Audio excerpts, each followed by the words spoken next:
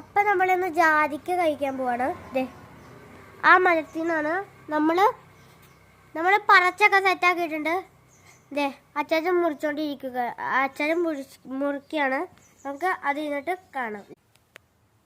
Hello guys, അപ്പം നമ്മൾ ജാതിക്ക നല്ലതായിട്ട് മുറിച്ചൊക്കെ ഇട്ടിട്ടുണ്ട്.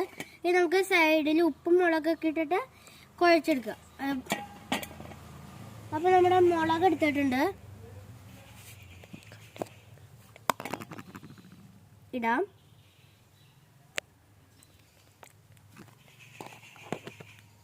ഉപ്പെടുത്തിട്ടുണ്ട്,